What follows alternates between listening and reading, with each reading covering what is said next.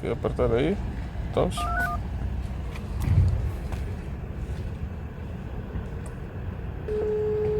See how tell me Daniel? Yeah.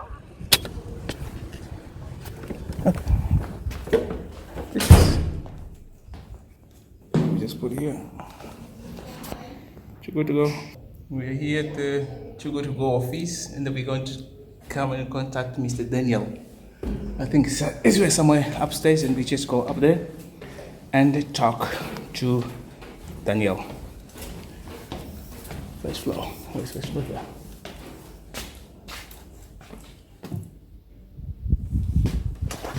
Oh, that's beautiful. This is Daniel, the person that are coming to meet. Hi, Daniel. Nice to meet you, mate. Yeah. So this is our office. Welcome. With a little I've got a paintings what on the wall. we fight for. This is really nice. What you guys wrote here. What does it mean? We fight food waste. Yeah. Means we're gonna put an end to food waste. In a couple of years, it won't exist anymore. All right. If we have our will. This is actually we're sitting down here in the Danish market, which Okay. would mean like people like me handling Scandic in Denmark. Right. We have some sales, some marketing, and some customer care All right. sitting down here. And then in the other end here we have our global team. Okay. They support all the 11 countries we're in. 11 country, yeah. Yeah, it's And growing, we're going to talk about these 11 countries. yeah, it's growing pretty fast. Okay. My name is Daniel, and I'm a key account manager at Too Good To Go, and I work in our Danish market. Well, Too Good To Go is more than an app, but it all started with an app which is fairly simple. It all starts with the fact that 1/3 of all food produced in the world today just gets thrown out. And the idea behind the app is to do something about this problem. And what the app does is that it connects the consumer, or basically you and me, with unsold food from restaurants, bakeries, hotels, and etc. It actually all started in a buffet restaurant back in the summer 2015. Too Good To Go was founded by 5 guys, and a couple of them were sitting in a buffet restaurant late evening and were eating there. And it was so late that it was kind of starting to close down, and some of the staff started to carry some of the food out. And then they actually just asked like the staff, hey, what happens to this food that you carry out right now? And they told them like, we basically just throw this out. And I think it just like there struck one of the guys like, that's kind of stupid. You have perfectly good food and you just throw it out. So you thought like there gotta be some way that somebody else wants this food. And then they came up with an idea of an app where you sell it cheaply to convince people to basically come down just before closing and take the leftovers, as you can call it. Right now there's almost 350 employees behind the app, which is probably what you don't see when you're from the outside world. So obviously it started with this app, which is a fairly simple idea. I think back then you imagined like you have one programmer, he creates an app, and then you can just go to every country and everybody's gonna call you, be like, can we be part of this? Which never happened. And it's more difficult than just having one guy as a programmer. So slowly it started to like the business case kind of made sense. We actually saw that buffet restaurants and bakeries, they were interested in this solution. So it started growing, and then we started expanding the team. More programmers, but we also needed salespersons to actually reach out to all the food businesses. You needed marketing to let people know there's a new app. And then what happened at a later time was like, this has grown to several countries, and we kind of realized this is actually an opportunity to change one of the biggest challenges globally right now. So slowly we started working more and more with the whole problem itself, which is more than just selling it by an app, but it's changing people's behaviors, it's giving lectures, it's making educational material for children. So right now, what we call Too Good To Go today is a whole fight and movement against food waste. And the app is the base of our business, and then we build everything on top of that. Well, if you take it globally, 1/3 of all food produced is being wasted. And that's about the same in Europe. In the US, it's more like 40%. And in other countries, it would definitely be a lot less. There are statistics for that. But food waste occurs in every country just in a different way. If you take a more poor country, then food waste occurs on the way to the person who's going to eat it. It's by the transport, because you don't have a fridge, something like this.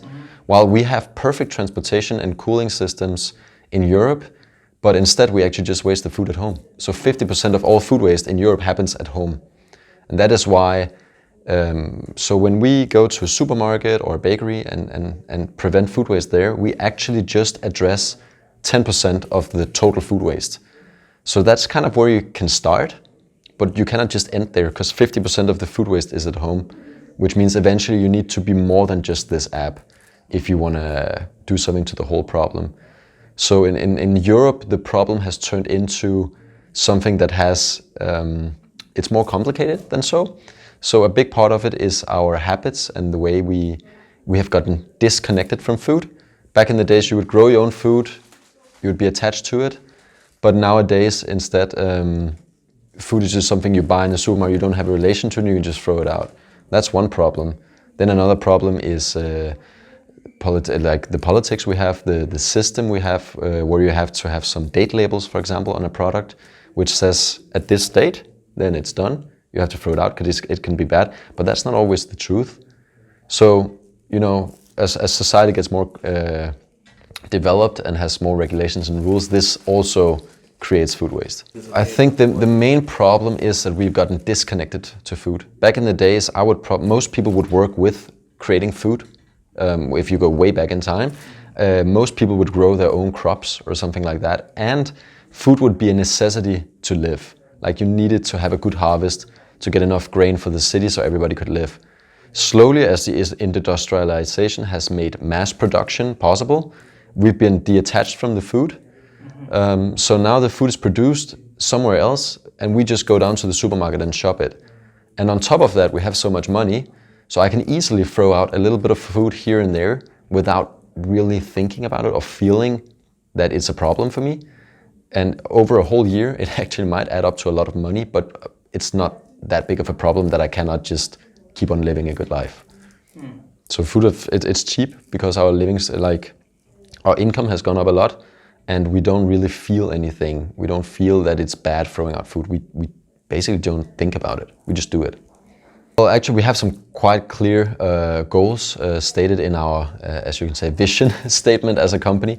But we want to work with 500 schools by 2020.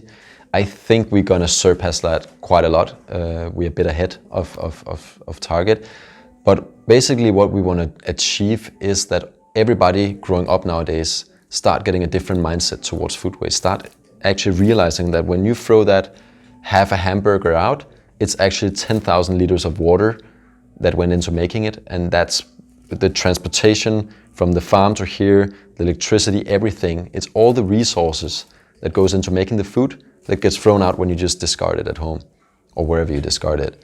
So we want to change the mindset and hopefully get new generations that are more conscious and of course stop just throwing food out. What we also see is just starting the discussion or just joining Too Good To Go, we actually see a lot of our partners starting to generate lower food waste over time because it generally makes them more aware of the problem. So I think we as a company feel the most important thing we can do is to educate people on the problem.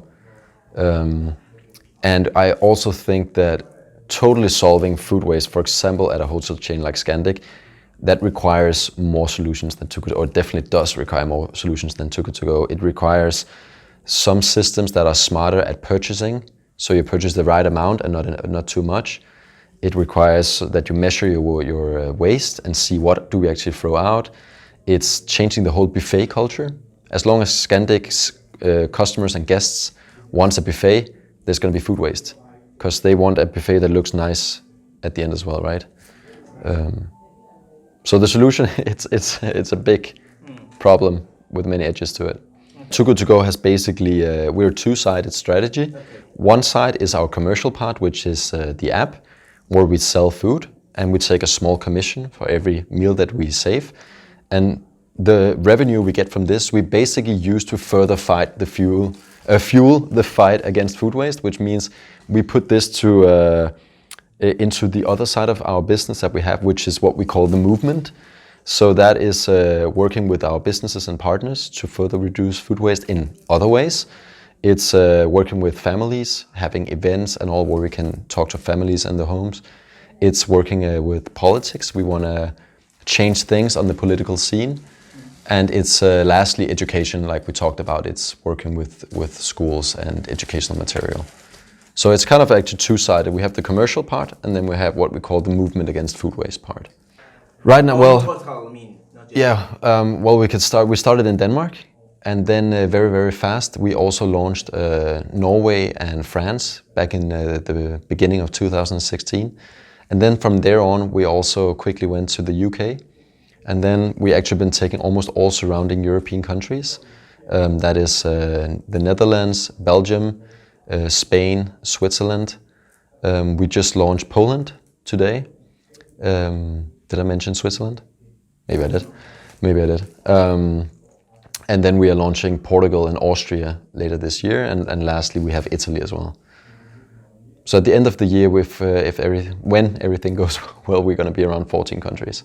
So the performance with Scandic so far is, at least in Denmark alone, we've saved about 30,000 30,000 meals, which is equivalent to about 25,000 kilos of food that would otherwise have been thrown in the bin, which we saved together. And this have a big impact. I know last time I was out with Scandic, we presented something like that 50 persons could get in their car and drive to Israel and back again. And that would be the same amount of CO2 they would emit. So we basically saved that by just not letting good food go to waste. And with Scandic in all of Europe, or all of Europe, but right now we have all of Scandic hotels in Norway and Germany as well. On the Too Good To Go app, it's more than 100,000 meals. You know, everybody's talking about climate right now, and the climate changes, and that we are kind of in a hurry. And we basically are.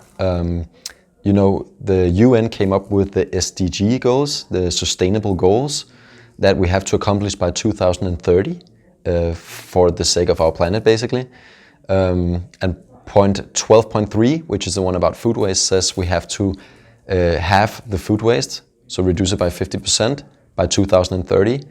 Right now, food waste is not being reduced on a global level, so that means we actually still have to do even more. That's also why we created the ambassador program with Scandic, because we're doing something really great already, but we actually need to do even more. We need to take to the next level where we reduce waste even further, but we also have to get to a level where we start to inspire the rest of Denmark and other businesses and consumers.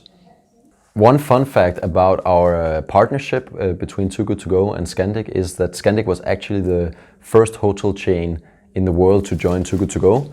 The first Scandic hotels came on board already in around, I think, October 2016. And then a year later, we added Denmark to it, and then again a year later, Germany. So Scandic has actually really been a pioneer of seizing the opportunity to really do something against food waste.